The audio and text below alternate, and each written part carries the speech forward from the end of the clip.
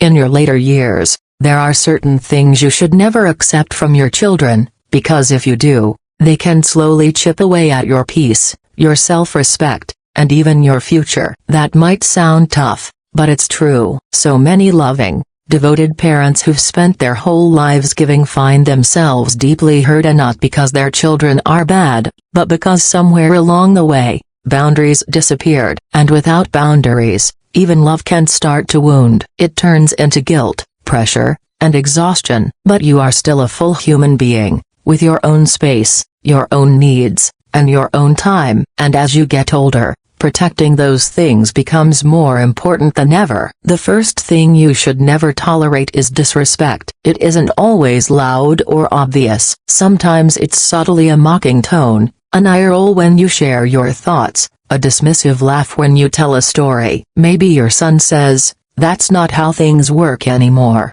Mom," and everyone chuckles while you smile along, even though it stings. It makes you feel small, like your experience no longer matters. But you're not being oversensitive, you're asking for something every person deserves: respect. You've lived, you've learned, you've carried, you've sacrificed. You've earned the right to be listened to. You have every right to say, kindly but clearly, "When you laugh at my stories, it makes me feel dismissed." If it doesn't change, it's okay to step away. Your presence should never feel like a burden. The second thing to guard yourself against is financial dependence. This one often begins with love. You help out because you care. You lend money, cover a bill, offer a hand just this once. But somehow, once turns into always. The truth is, every time you dip into your savings or retirement fund to rescue an adult child who should be managing their own responsibilities, you chip away at your own safety. You worked a lifetime for your peace and stability. You deserve to keep them. Helping occasionally is fine,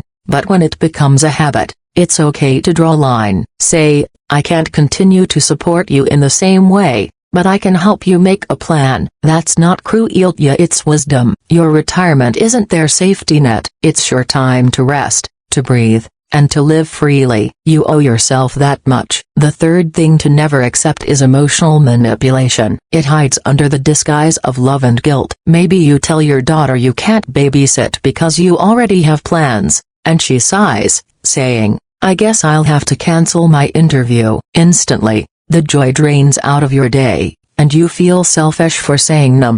Or your son gets upset because you won't lend him more money, telling you, "I thought you cared." Emotional manipulation makes you doubt your right to set limits. It twists love into guilt. But love should never feel like pressure. You can be kind and firm at the same time. Say, "I need to be able to make choices without being made to feel guilty." Real love respects boundaries. And remember, no is a complete sentence. You don't need to justify it. Next is when your time, your home, and your freedom become your children's fallback plan. Maybe they show up unannounced, asking for help or expecting you to watch the grandkids without notice. You love being part of their lives, but when it's always on their terms, your own life starts to fade into the background. You deserve to rest, to plan your own days, to enjoy your space. You can say, "I love spending time with you, but I need a few days' notice," or "I can help for a few hours, but I'll need the rest of the day for myself." That's not selfish, that's self-respect. Your time has value. You don't have to prove your usefulness to deserve peace. The fifth thing to never accept is neglect, especially emotional neglect. Sometimes what hurts most isn't what your children say,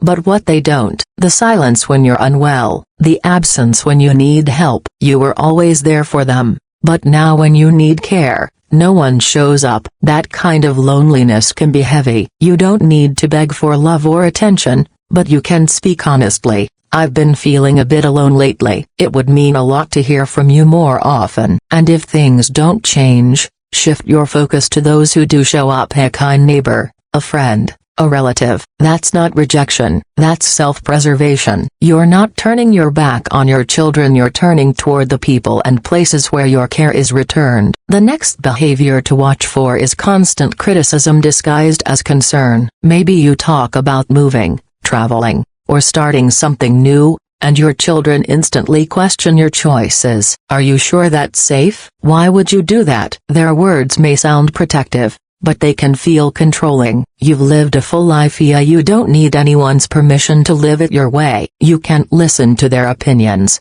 thank them, and still say, I've made my decision, and I'm happy with it. Their fear doesn't have to become your cage. You're not too old to try new things, to start again, to live boldly. And finally, never accept being expected to give care endlessly without receiving it in return. Maybe your children rely on you constantly for help with their kids, their errands, their busy lives, but when it's your turn to need help, they're nowhere to be found. That imbalance can leave you drained and anxious about the future. You are not just a helper or a backup plan, you are a person with your own limits. It's okay to say, I can help once a week, but I need other days for myself. It's also okay to bring up your own care. Talk openly about your future, your medical needs, your plans. If they avoid the topic, start planning with others. You don't need permission to secure your peace. Take a breath and remember what all this means. Never allow disrespect,